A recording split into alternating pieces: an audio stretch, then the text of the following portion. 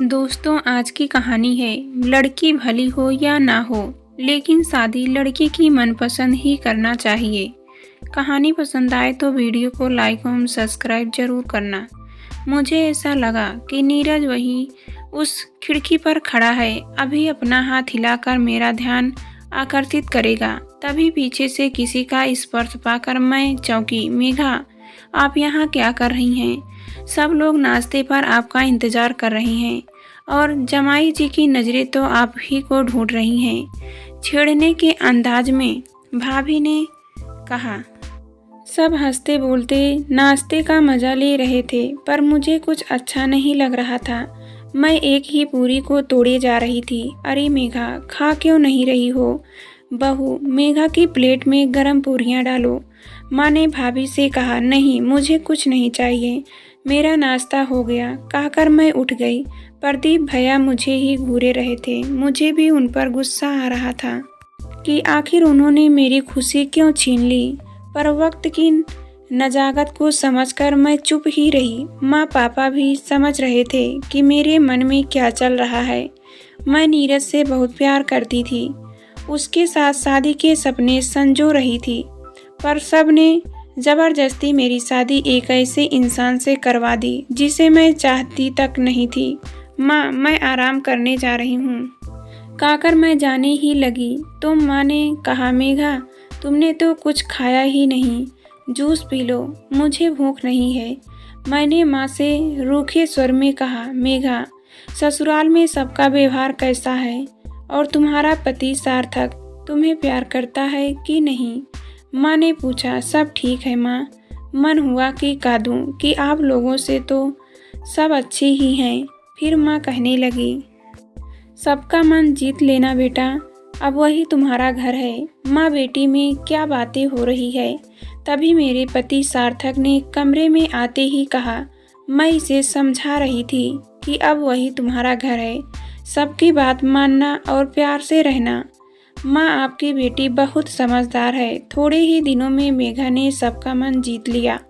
सार्थक ने मेरी तरफ देखते हुए कहा। मेरी शादी को अभी 3 ही महीने हुए थे। मैं शादी के बाद पहली बार माँ के घर आई थी।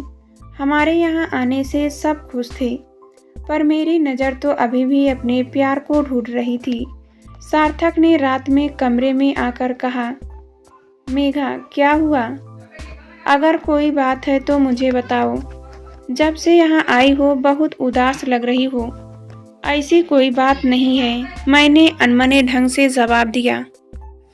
सार्थक मुझे एकदम पसंद नहीं। मेरे लिए यह ज़बरदस्ती और मजबूरी का रिश्ता है जिसे मैं पल भर में तोड़ देना चाहती हूँ, पर ऐसा कर नहीं सकती हूँ। अच्छा ठीक है, सार्थक ने बड़े प्यार से कहा। आज मेरे सिर में दर्द है। मैंने अपना मुंह फेर कर कहा। रात करीब 3 बजे मेरी नींद खुल गई। सोने की कोशिश की पर नींद नहीं आ रही थी। फिर पुरानी यादें सामने आने लगी। हमारे घर में सबसे पहले मैं ही उठती थी। मेरे पापा सुबह 6 बजे ही ऑफिस के लिए निकल जाते थे। मैं ही उनके लिए चाय नाश्ता बनाती थी, बाकी सब बाद में उठते थे। मेरे पापा रेलवे में कर्मचारी थे, इसलिए हम शुरू से ही रेलवे क्वार्टर में रहे। रेलवे क्वार्टर्स के घर भले ही छोटे होते हैं, पर आगे पीछे इतनी ज़मीन होती थी कि एक अच्छा सा लॉन बनाया जा सकता था। हमने भी लॉन बनाकर बहुत सारे फूलों के पौधे लगा रखे थे। शाम को हम सब कुर्सियां लगाकर वहीं बैठते थे। मेरे घर के सामने ही मेरी दोस्त नम्रता का घर था। उसके पापा भी रेलवे में एक छोटी पोस्ट पर काम करते थे। मैं और नम्रता एक ही स्कूल और एक ही क्लास में पढ़ती थी।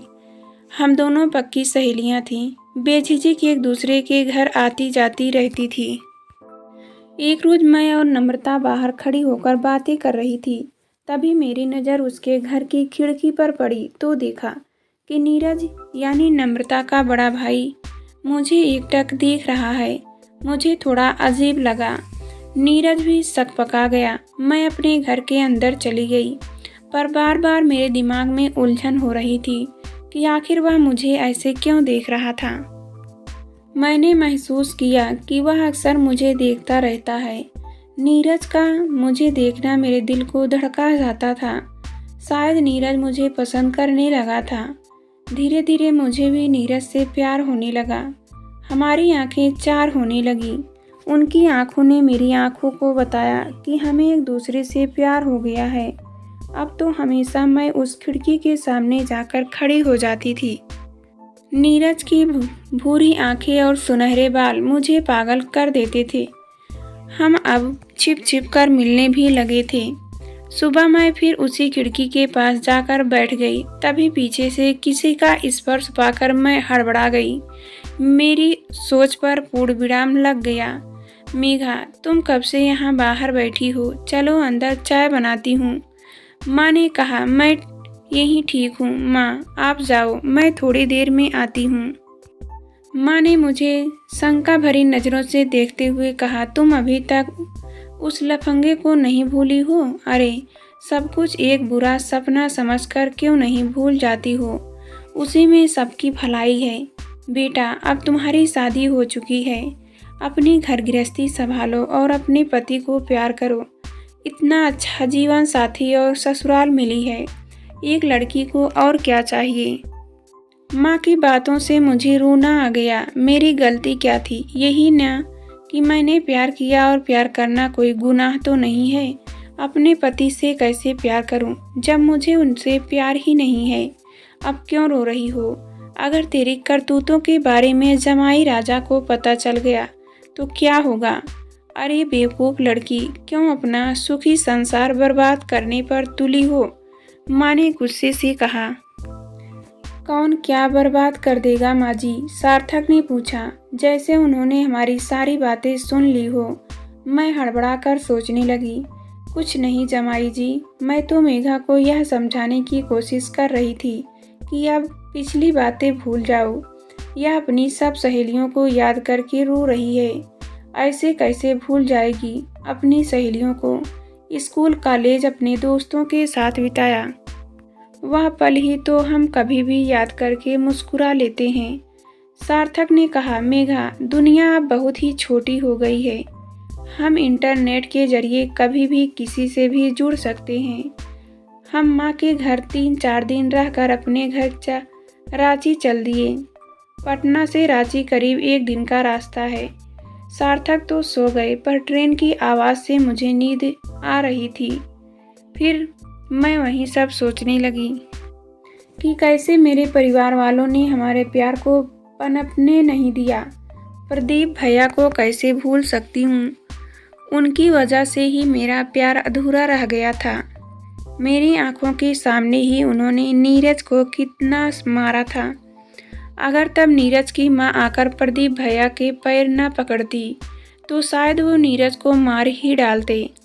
उस दिन के बाद हम दोनों कभी एक दूसरे से नहीं मिले। भैया ने तो यहाँ तक कह दिया था नीरज को कि आइंदा कभी यहाँ नज़र आया या मेरी बहन को नज़र उठाकर भी देखने की कोशिश की तो मैं मारकर ऐसी जगह फेंकूंगा कि कोई ढूंढ नहीं पाएगा। प्रदीप भैया की धमकी से डरकर नीरज और उसके परिवार वालों ने यहाँ से कहीं और चले गए। नम्रता को हमारे प्यार के बारे में सब पता था। एक दिन नम्रता मेरी माँ से यह कहकर मुझे अपने घर ले गई कि हम साथ बैठकर पढ़ाई करेंगी। हमारी 12वीं कक्षा की परीक्षा अगले महीने शुरू होने वाली थी, अतः माँ ने हाँ कर दी। अब तो हमारा मिलना रोज़ होने लगा। एक रोज़ जब मैं नम्रता के घर गई तो कोई नहीं दिखा, सिर्फ नीरज था।